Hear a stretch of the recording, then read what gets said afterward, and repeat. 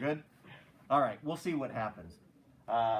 Hey, if you're here, you got it live. So, see, I'd say something, but it would be really mean to the people who aren't here, you know, like tough luck for you, but oh well. Okay, so we are starting what I consider to be the coolest kind of unit for the year. And I also consider it, at least from a mathematical perspective, to be the most elaborate. And that is vectors. Now, we have thrown out previously the idea of what is a vector and what are the two words that need to come up when someone asks you about what a vector is.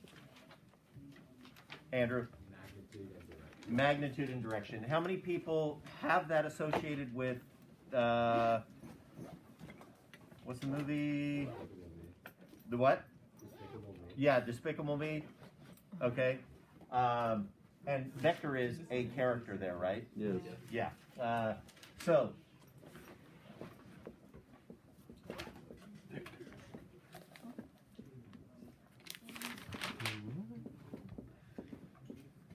a vector is some quantity that you can measure and put a number to, and that's the magnitude part of it. But then also, if you are going to be complete about it, there is also a directional aspect to it. Now, there are times where technically you may be doing something that is a vector, but if for some reason the direction is not a big issue, or if you are always going in the same direction throughout the course of the entire problem that you're looking at this thing with, you don't have to worry about it. So there are times where you're actually talking about what could be a vector, but if you're saying the direction thing doesn't matter to me, then all you're talking about is how big something is. Classic example of, or two classic examples of that would be distance versus displacement and speed versus velocity.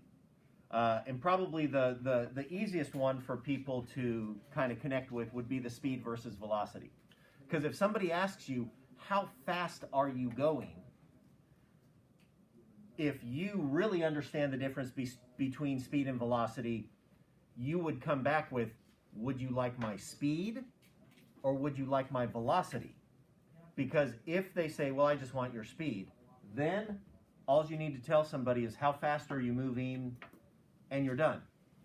But if somebody were to say, especially in the physics world, no, I need your velocity, not only do you need to reference how fast you are moving, but you would also have to indicate what direction are you headed in.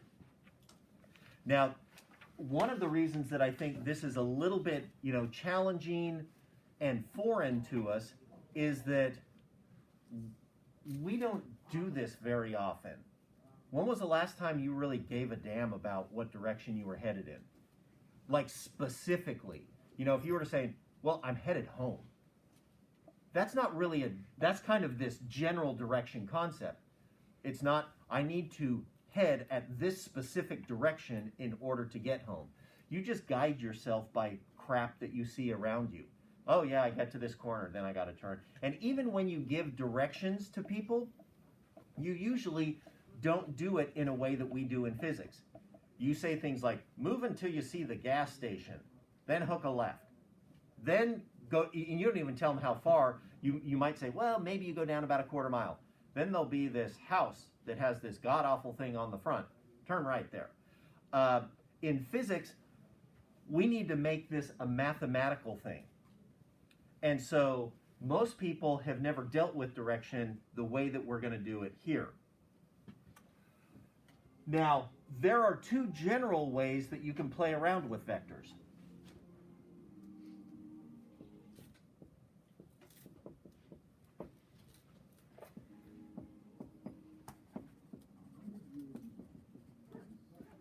You can play with them graphically, and you can play with them mathematically.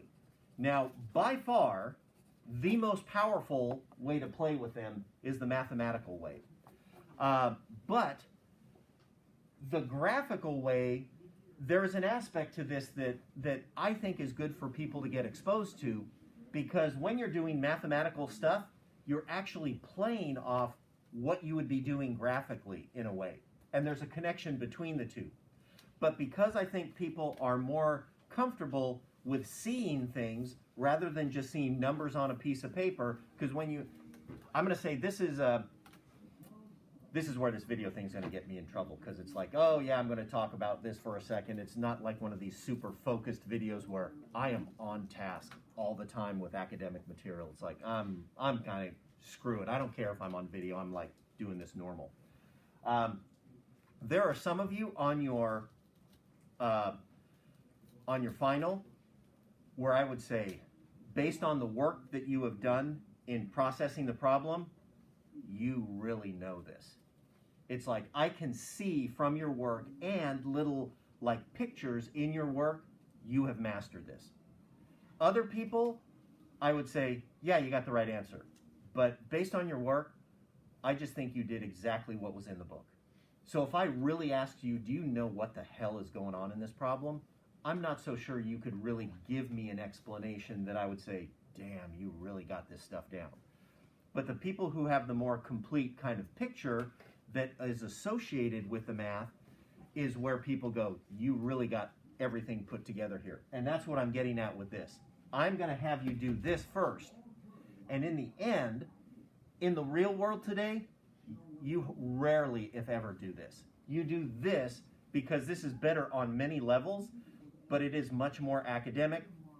But I think this is more understandable if you have a picture, at least in your head, that you go, oh, I know what I'm doing, you know, in a graphical sense while I'm playing around with this math stuff.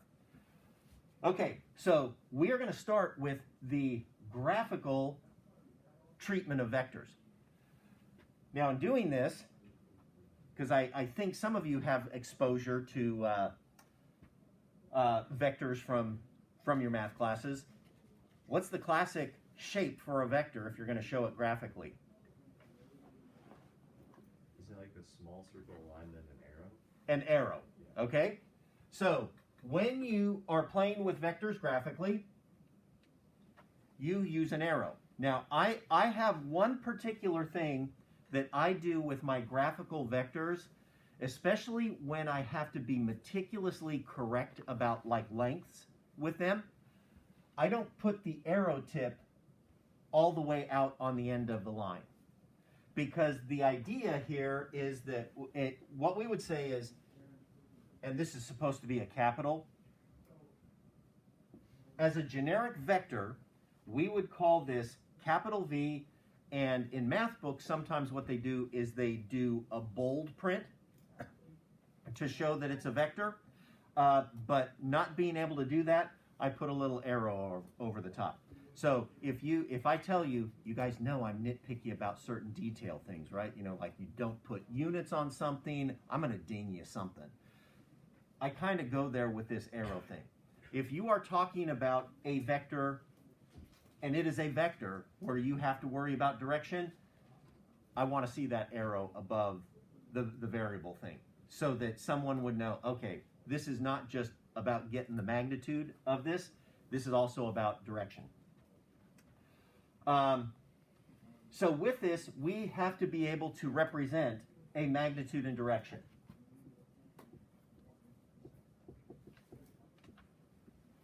How is the magnitude represented here when you draw this? Any connection?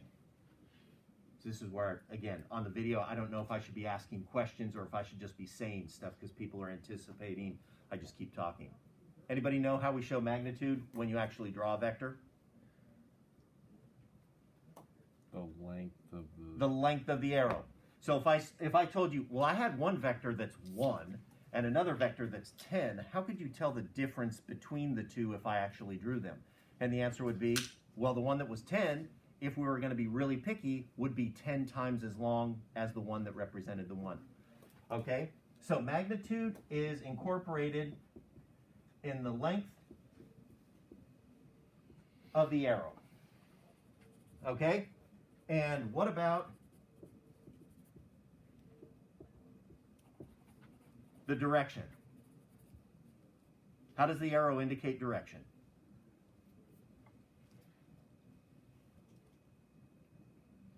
Eric? The way it's pointing? Right. Where it's pointed. Okay? So that's why an arrow is a perfect representation of an arrow or a vector, because people understand it's like follow the arrow. You know, we got them all over on campus because of the COVID crap. You know, you got them on the ground, and people understand that, well, that's the way I'm supposed to go because that's the way it points. Now, if we really got picky and applied vectors to those, if they had a big ass arrow, it would be saying, well, move faster through here. That would be hilarious if I saw somebody doing that. Like, oh, here's the big arrow. I got to run faster. And then you get a small one, I'm going to slow down here. Like, people would think you were really weird. But it would be hilarious for those people in science if you say, well, it was the long arrow here. That meant I needed to go faster. They go, wow, you really are paying attention here to the arrows. Now, graphically speaking, there is one other thing that's going to come into play that is a principle associated with graphical vectors. Because when we go to play with vectors graphically, we are going to have to move them around. But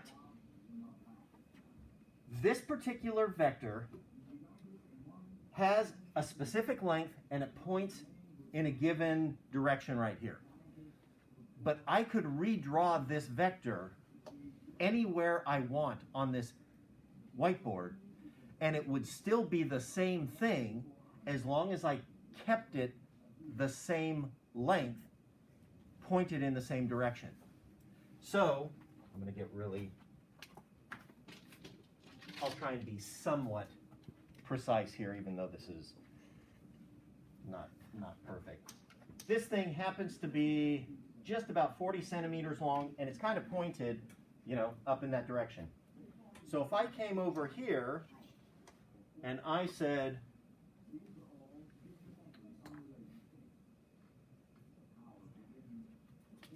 I think that's kind of close. I think I got a little steeper on that. If I redrew this thing here, yeah, that is pretty bad, isn't it? I didn't lose my magnitude there, but I lost my direction a little bit.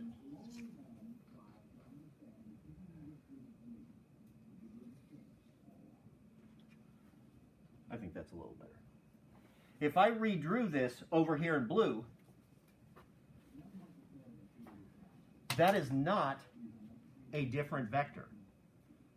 That is the same vector as I have here. I just moved it to a different place on my workspace, let's call it. This is going to be important for you to remember that once you establish a vector as an arrow with a given length pointed in a given direction, as long as you keep that length the same and keep any subsequent representation of this parallel to the original one, it is still the same vector. So you can move vectors around on your workspace as long as you don't mess with their length or the way they point. All right. So far, so good? Okay, now I gotta erase this blue one. Now we gotta talk about how do we really do direction here? So I'm gonna get rid of this mathematical thing here because we'll get to that in a few days. But graphically speaking, we already said that magnitude is based on how long the arrow is. So if you have a big magnitude versus a small magnitude, graphically speaking, you would have to create the idea of what they would call a scale. And you would scale vectors to their appropriate lengths. So if one is twice as big as the other, the arrow would be twice as long as the other.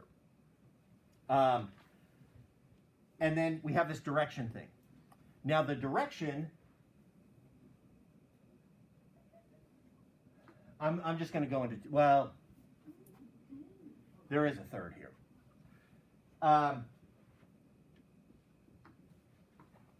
If we are talking about a situation where you are one-dimensional,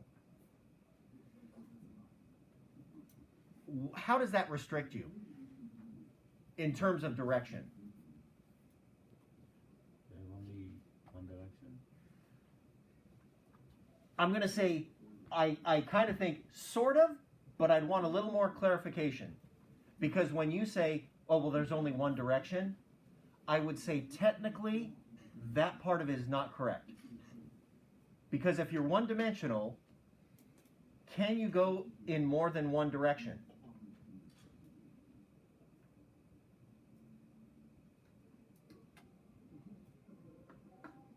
I'm going to. Okay, what do you mean by two? Like two opposite directions. That's the idea. Opposite directions. So there's only one dimension that you can move in. But in that dimension, you could move one way, or you could move the opposite way. Now, mathematically speaking, how is that really easy to handle? Because of something we use in math. Positive, negative. Positive and negative.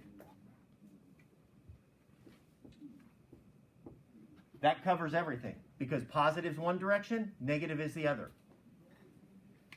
Now, if you can do two dimensions, how is that more complicated? How would you explain what two dimensions is?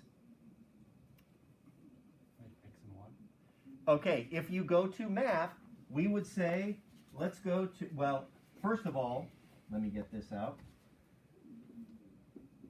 2D, and I'm going to put here, in math, this positive negative thing, we would just say, well, that's like if you had a number line. Now, sometimes that number line could be horizontal, sometimes it could be vertical, but once you define it as horizontal or vertical, you can't do anything in the other dimension. But in two dimensions, we can't just say, oh, well, we can do positive, we can do negative. Because now what we have is we have two dimensions that we are free to move in. And this becomes, I'll call it XY coordinate system. Okay? So now, what does that allow you to do if you imagine moving around?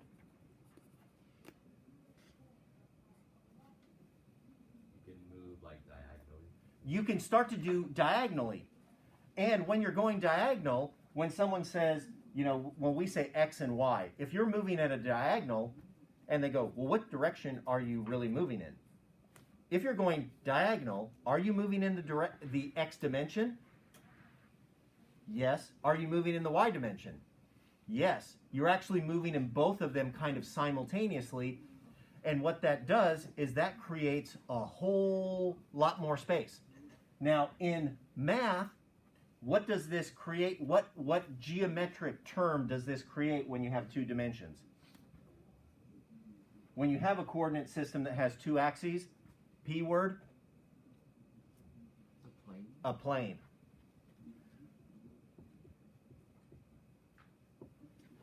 So, if someone were to ask, where is the classic two-dimensional system, I would say the ground.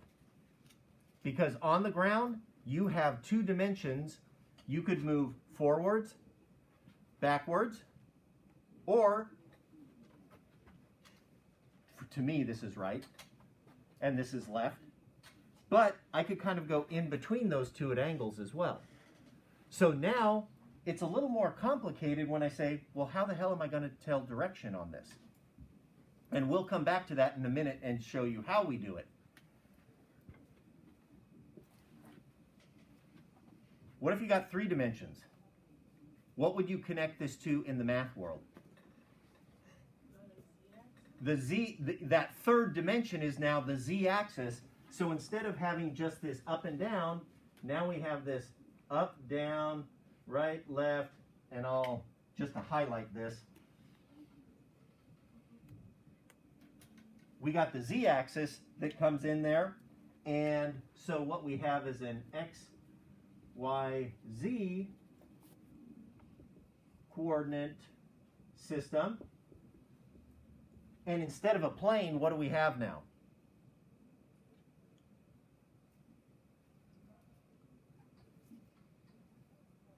I'm not sure what exact term. I have one that I would use here. Some people might just call this, well, you have space. Because now you're just not flat on the ground. Now you actually have this, I just kind of refer to this as some kind of the concept of a volume. Now, when it comes to vectors,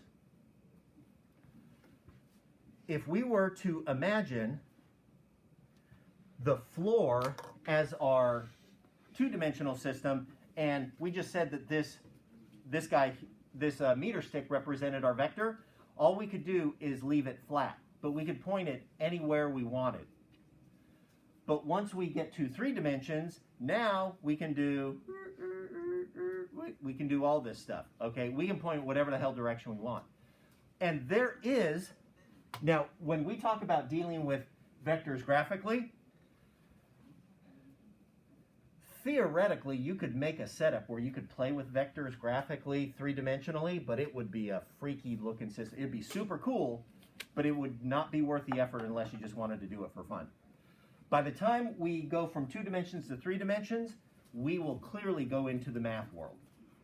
And the beautiful thing is that the math from 2 dimensions to 3 dimensions, it's kind of similar with just some extra add-ons to incorporate that 3rd dimension. But a lot of the basic math that you use is similar to what you do in 2 dimensions. So that's why we're going to focus on our 2-dimensional systems here. Okay, now I'm going to erase this.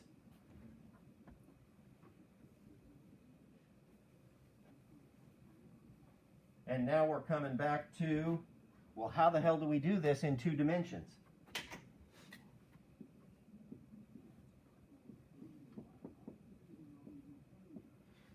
Okay, this is where we come back to math. If we were dealing with 2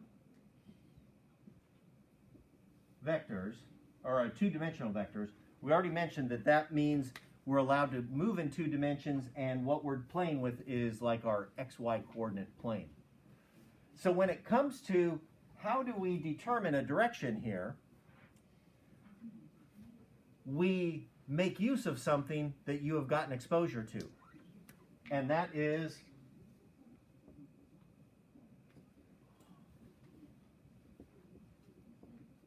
polar coordinates. Now, we're going to, what we are most comfortable with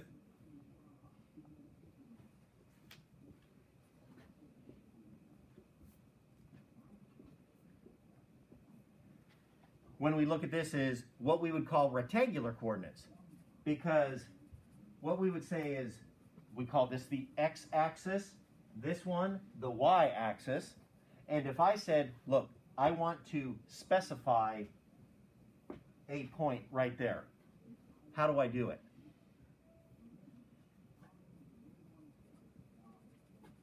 And I'll go ahead and let's say I call this P. How would I define P? When I put it up here, you go, duh.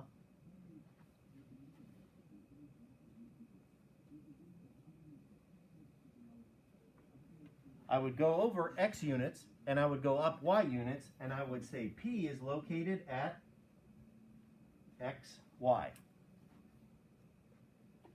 If I went and put the same spot there and said, okay, this is P, but I'm in polar coordinates. Anybody know how this would look? Andrew? You would determine it by like north and cardinal direction? Not that we couldn't, but in math we wouldn't do that. Okay. Anybody know? Oh, Reese? Was it the angle and then the length? The angle and how far away you are from the origin. And so instead of like saying, oh, I go left and up or left and right and then up or down, it's I go straight out to this point. Remember the letter that goes with that one? Technically, it's R. I go R units, And then what was the other thing you mentioned?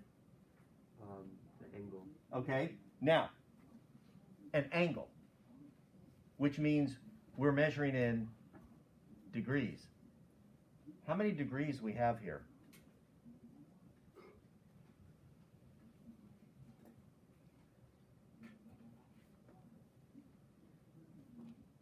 Out of 360.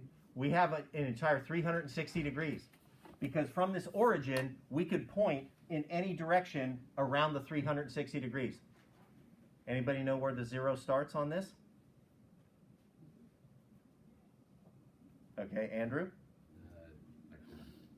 X-axis on the right side. Okay, what we would call the positive x-axis becomes 0 degrees. Where do we go from there? We go counterclockwise, so what we would call the positive y-axis becomes 90 degrees. The negative x-axis becomes 180 degrees, and the negative y-axis becomes 270 degrees. Now, for some people in pure math, sometimes they don't go all around 0 to 360. They go 0 to 180, and then they go 0 to negative 180 the other way. There's a problem with that. Well, there can be. And so we are not going to do that here. When we talk about direction, we are starting at 0 degrees and going all the way around to, you could say 360 to come back to that positive x-axis. Okay, so this is represented by the angle theta. Okay? Now here's some, I have to point this out.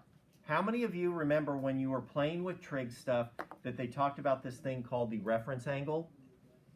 I took it like a month ago. Never use the reference angle. Okay? And I'll explain why later. But, and I'll do this in a different color.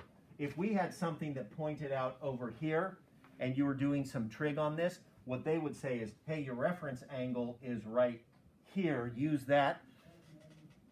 You do not want to do that here. You want the angle always measured all the way around from 0. Okay? And we'll explain why once we get into the mathematical part of it. But that's usually something that I see in people's work later on that I'll say, oh, I can tell you didn't pay attention to my don't use the reference angle thing because you remembered it from math. Okay, now, using this and applying it over here now to vectors. I said earlier that when we talk about a generic vector, we use capital V with this arrow over it. But what we use, and when we're doing this polar coordinate approach, is we represent this as just capital V, which would represent the magnitude of the vector, how long it is, and then we would put an angle with it that would tell you what direction it points in. So if I'm going to give you the information you need to draw a vector, I need to give you the magnitude and then with it the angle. Now, just curious, how many people remember the I and J unit vectors? Okay, forget those. Okay, at least temporarily. There is a way where you can actually represent vectors with these rectangular coordinates, and once you're starting to do things mathematically, that's kind of the way they do it. But I find when you talk to people about vectors and rectangular coordinates, they're like, how the hell am I supposed to know an angle? Because if you tell me an angle, I can use a protractor and I can tell you exactly which way that vector points. So the truth is that if you are going to consider yourself a master of vectors, you have to know both of these. And you have to understand that they are actually connected by math to each other. But the question is, depending on what field you're in, which way are you treating your vectors? If you are in a field where you have to do them mathematically because they are just ridiculously complex, you'll be doing this because you can program this into calculators and computers. But if you are trying to show somebody a representation in the real world, this usually makes sense to people because they're like, oh, an arrow pointing that way, it's big. Oh, yeah, I understand what that means. And sometimes the math can cloud the a true understanding of what's going on. Okay. So far, so good? Okay. How much time we have? Yeah, we have time for this. Okay, so here is what we're going to do. I am going to give you a list of vectors that we are going to play with graphically. So I'm going to erase all of this.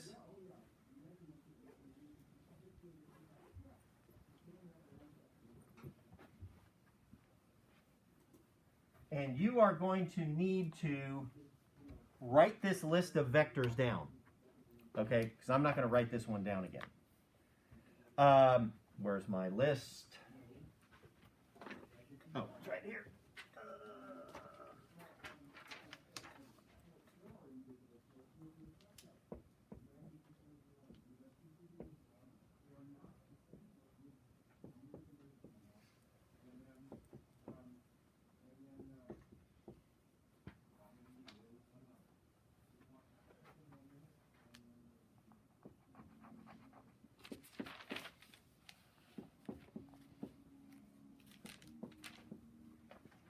All right, we're going to have a list of 10 vectors.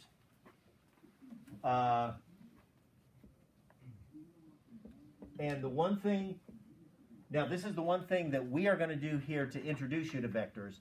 When you do these in math, usually vectors only represent like lengths, going from here to there. So in physics, the thing it corresponds to is the concept of displacement. But vectors can be velocities, forces, accelerations. They can represent many different things. But when you're doing them graphically, usually they build on it by saying, oh, you're just going this far across a piece of paper or in a plane, and they leave it at that. And then in more advanced settings, those things that used to be just lengths, pure lengths, actually represent other things in the real world.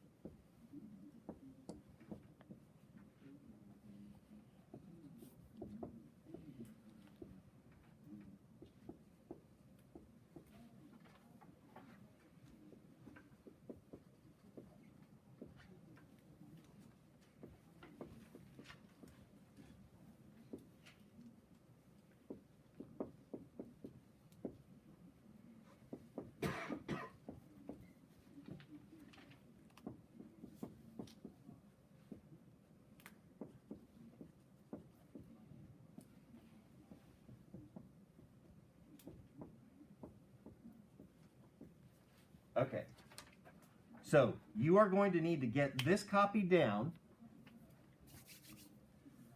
and when we do our graphical vectors, we will only work on them here in class, okay? So tomorrow, I'm going to be giving you a piece of graph paper, a ruler, and a protractor, and you're going to start to play with this thing, and your paper will always be turned in to me before you leave at the end of the day, so it will never leave this room. Okay, because I want to be sure that you are the one doing this. Okay, so for those people out there in video land, I don't know what to tell you. It's like you can go get a piece of graph paper and a protractor and a ruler, and you can do what I tell people to do here. But the assumption is, barring you not being able to be here, you're going to always work on this stuff here in class. This will be fascinating because some people will like rip through this stuff, and other people will be like, oh my God, this is like pulling teeth. I hate this. I'm so slow. It's like, deal with it. Okay. Well, I think you'll have plenty of, I'll give you plenty of time to work with this. But here, I'm going to give you a kind of a quick preview of what we're going to have you do tomorrow. I'm going to give you a piece of graph paper. okay, you will have a protractor and a ruler. You are going to go and establish your coordinate, your polar coordinate system in the middle of this piece of graph paper. So you will literally be drawing with a ruler, nice and neat, a set of coordinate axes. And I'll walk you through this again tomorrow when we get going. You will label this 0 degrees, 90 degrees, 180 degrees, and 270 degrees. And then what you're going to be doing is you're going to be drawing every one of these onto this. So if you, right now, this is like an advanced question. When you're done doing this, can somebody tell me what it's going to look like? Just kind of a general description.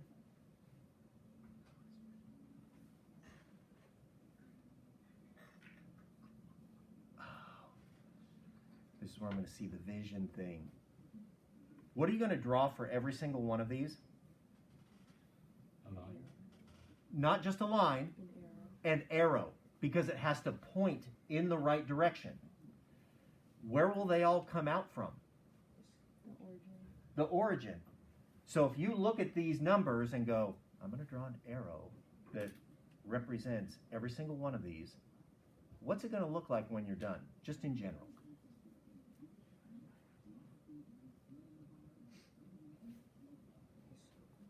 What? A circle. Not a circle. What? Firework? Okay. I was waiting for somebody to maybe say, like, a star-shaped thing. It's like everything's coming out of the middle. They're all arrows. They all point away from the origin. This is going to be a pattern where everything just points out from the middle. So that firework analogy, like when it explodes and stuff shoots out in all directions, that's what it's going to look like. Will they all be the same length? No.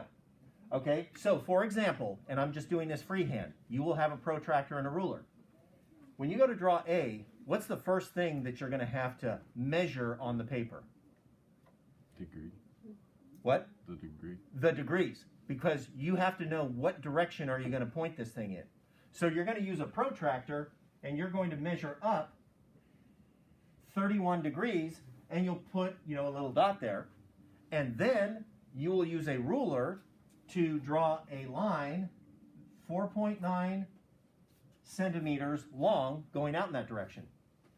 Now this is where I'm really going to push this. Do not put the arrow tip right on the end of the arrow. Okay? Bring it back from the tip, but it has to point that way because it has to go out into that first quadrant. And then you would label this capital A with an arrow over the top. That is vector A. Then what you're going to do is you're going to go and you're going to draw B. And then draw C, D, E, F until you're done. And they're all going to go on here. So that's where this star-shaped pattern, or explosion type pattern is going to be created. Are we all good with that? Okay. So that is going to be your assignment tomorrow. So I will give you your graph paper. I got protractors and rulers here. And you can start to work on this tomorrow in class. Nice little mechanical Friday activity. Okay? And the truth is, I think unless you're really, really slow, you can finish all that tomorrow. Okay? Any questions? All right. For those people in video land, maybe there'll be a little bit one tomorrow, but I ain't going to turn this on all day tomorrow. So, video 1 in the bank. Okay, go for it, Liam.